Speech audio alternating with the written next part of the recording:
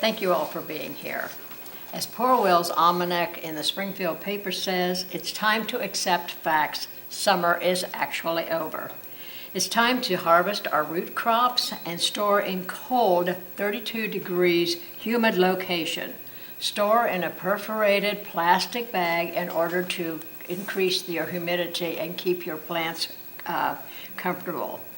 Harvest pumpkins and winter squash when they are hard and fully colored. This is usually before frost. Store in a cool location. Remove plant debris from your garden to protect next year's plantings from insects and disease. You need to compost plant refuse by alternating layers of soil, plant material, and manure or commercial fertilizer. The last thing we do before fall season is over is to carve our Halloween jack-o'-lanterns. Then we're going to be ready. During the summer, the master gardeners man a helpline at the extension office at the community center. And at that time, we have several questions by the public. They enjoy coming in, bringing their insects, bringing their leaves, bringing their weeds, and they want us to tell them what it is. Fact is, they will come in and they will talk to the employees at the extension office, and they will want to talk to a master gardener. They don't care. So I have with me this evening, I have Charlene Stapleton, who is our resident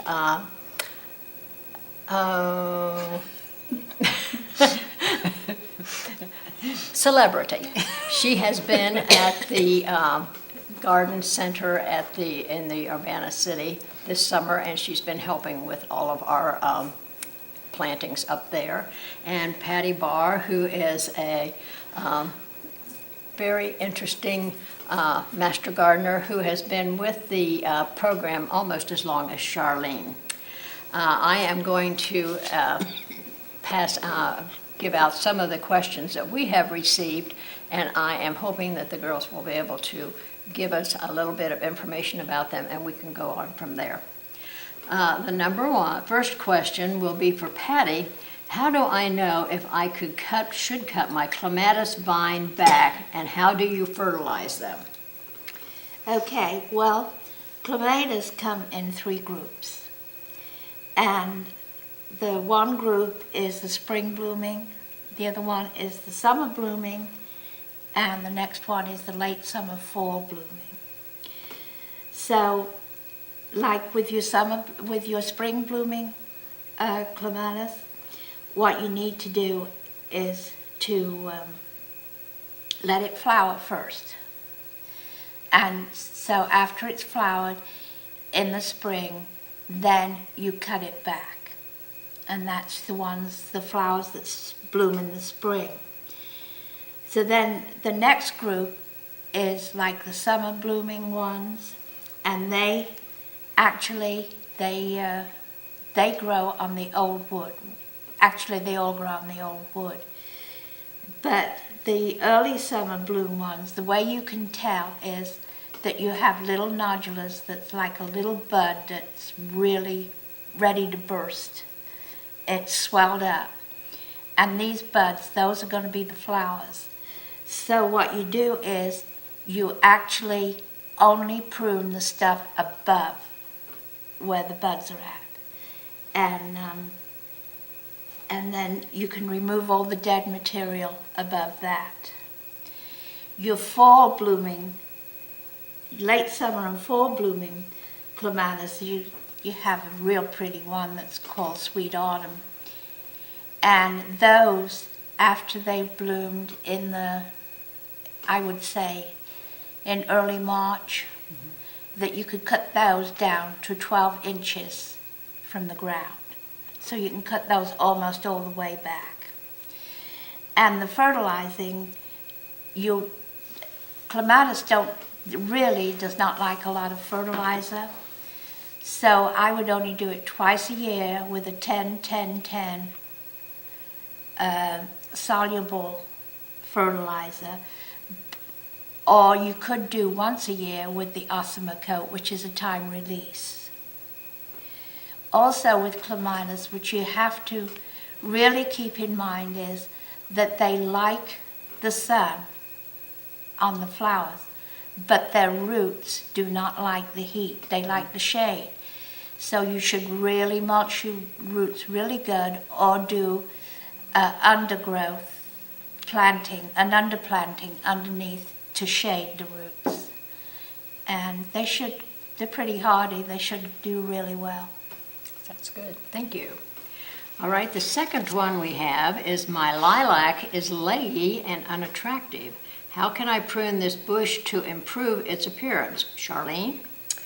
Well, we've had this question, I think, for the last, almost every year this question comes up. And we've had everything from my 30-year-old lilac needs to be rejuvenated. And there's, quite honestly, a couple of answers. The first one is very drastic. Cut the whole thing down to about a foot above the soil level. You will not have any lilac flowers for probably, it could be as many as, I know we've talked about it, up to about 7 years before you ever get a lilac to bloom again. But there are a lot of easier and less drastic measures to take on a lilac. If you have one, and I've seen them where they're approximately, 20 feet tall, the best thing to do is after it's bloomed in the spring or early in the spring, and you can even do this in the fall, but you're still going, if you do it in the fall, you're going to lose your lilac blooms for the next year. But take 3, most of them come up with, you have like huge trunks in the center part, and then you've got a whole bunch of leggy pieces of the bush. Cut at least 3 of the huge trunk part, cut those down to about a foot. And then you'll have the other leg, then cut the rest of your lilac back by 1/3 to a half, however you feel comfortable. Normally, every year you should be trimming back, say, any of your flowering shrubs. Normally, you should be taking out, say, even like with forsythia or whatever, you should be taking out, say, about 5 or 6 stems each year, just so that you allow sunlight to get into those plants and you are controlling the growth. So with your lilacs, that is the same holds true. You will have some of your blooms coming in on the stems that you have left, but trim about 5 or 6 additional stems, and then each year add another one of your big older woody chunks or branches that is in the lilac, and that should give you some success. Thank you very much. Let's see. My next one, we're back to the vegetables. When should I start my tomato seeds inside for best transplant outside? Every year my plants get too big and leggy. Charlene? Okay, tomatoes are warm weather plants, and I am guilty of having big leggy plants like everybody else, because when it starts to turn spring, you just want to have as many seeds in the windowsills or under grow lights as you possibly can. However, with tomatoes, you don't want to start them too early. They feel that if you start them early, then you can get them in the ground and you're going to have an early jump on the summer. But the frost date in the state of Ohio is May 20th. So you really shouldn't be putting tomatoes in the ground and before May 20th. And actually, it's probably even better to wait till, say, around Memorial Day. That I kind of use that as a guide. Unless you have a way of covering them and protecting them, you don't really want them in the ground because they love to have the soil warm. So what you do is you count back from May 20th, 6 to 8 weeks before May 20th, and that is when you shoot for putting your tomato plants. Actually, you can put them any time from, say, mid-March right on up until about the middle of April. And your tomatoes, I have done both. I have started tomatoes early, and I have ended up with nice thick stems, and then I've started my tomatoes late, and when I put them in the garden, guess what? They grew, the little ones took up, and as soon as you put them in the warm soil, within 2 weeks they caught up with the plants that I'd been nurturing since about the 1st of March and thinking I was going to get a head start. So really, what you want to do is to start them. You want to keep them, if you put them under grow lights, start your seeds 6 to 8 weeks before and put them under grow lights. And you don't want the lights to be more than, say, about 2 inches above. If you have your lights up too far above your plants, they're going to reach and try to get to that sunlight, or to the light. Same way as if you put them in the windowsill. You're going to have to rotate it because your sun is now starting to come in at a higher rate after the winter, and they're going to reach this way, then you turn them and they're going to reach the other way. So try to keep an even light on them. I have my grow lights on approximately 17 hours for the tomatoes, and I keep them very close to it. And when your first true leaves appear, then you can take off the little leaves and start fertilizing it, but don't let it get tall and leggy. Just keep the lights close to it so that keeps it down, closer to the soil.